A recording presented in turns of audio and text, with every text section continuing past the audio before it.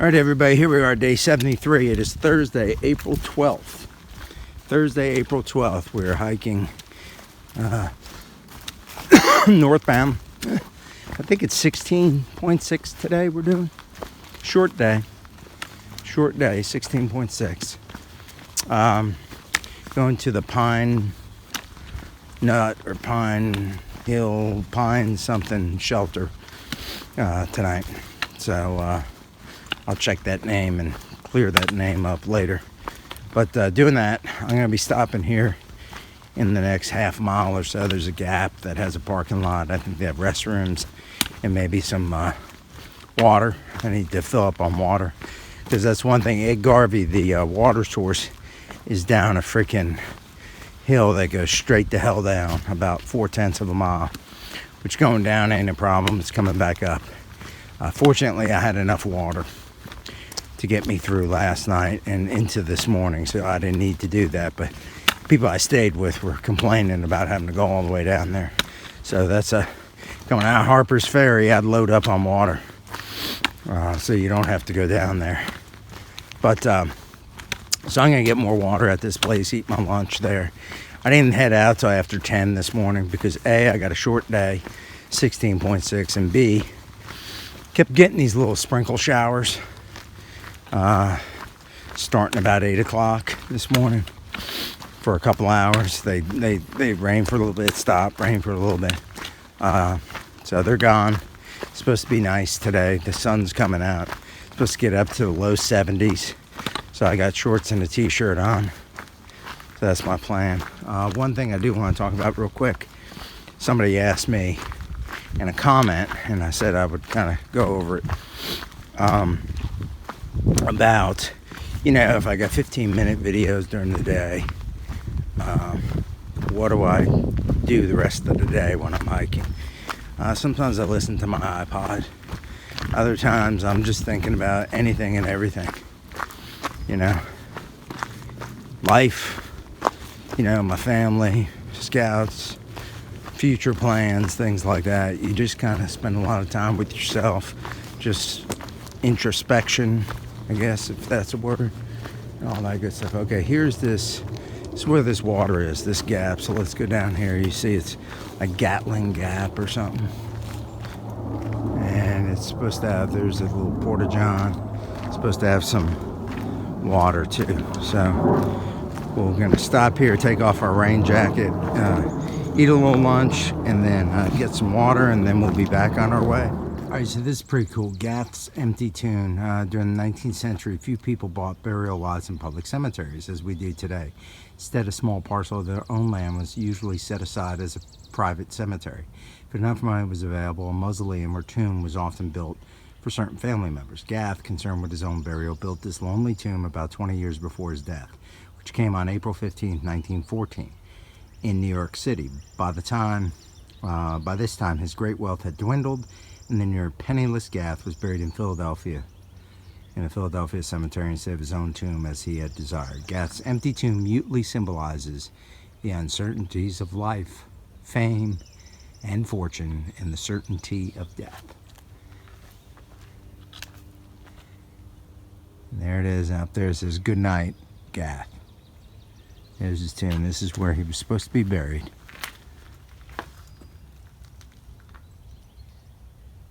It's pretty wild. The uncertainties of life. You never know what's going to happen. That's why you always got to live life to the fullest. Okay, let's go up here. And we shall get some water and eat our breakfast. That's the War Correspondents Memorial. Yeah, that's pretty cool. We're in Maryland here. We're heading Gathland State Park or whatever it is.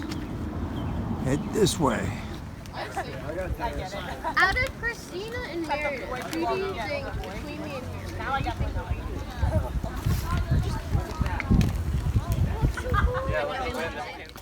the Maryland's giving some views.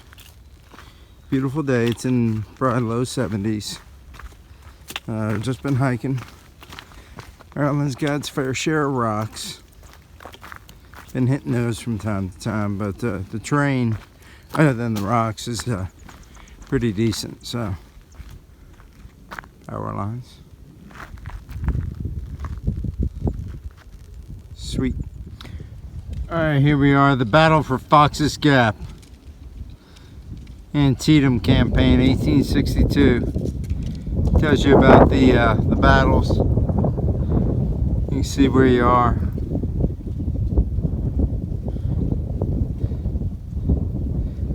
Over here, deaths of two generals.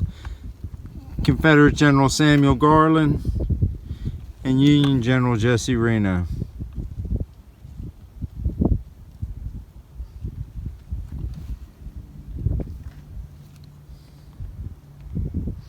There's their monuments.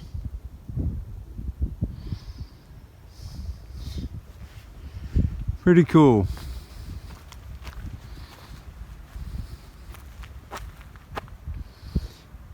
Samuel Garland, Virginia Military Institute graduate.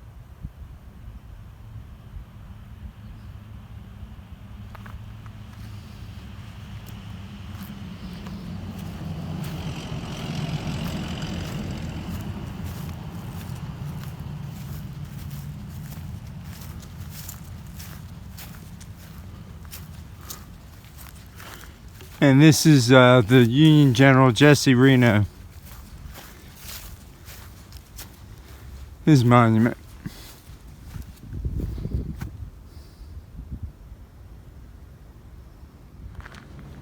Here we are at Washington Monument State Park here in Maryland. We're going to go up to the monument. The AT's back that way, but takes you right here to the monument. So let's go up here.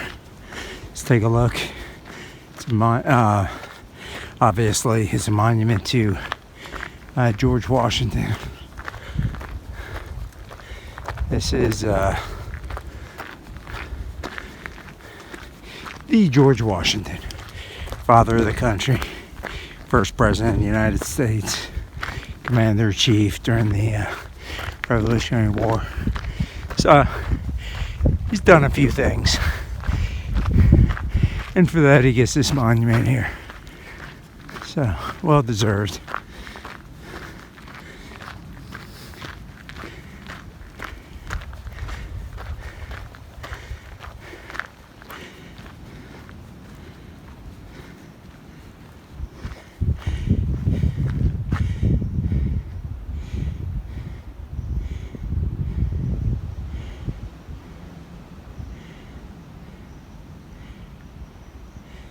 This is the first monument dedicated to memory of George Washington, used by the Union Army during the Civil War as a signal station.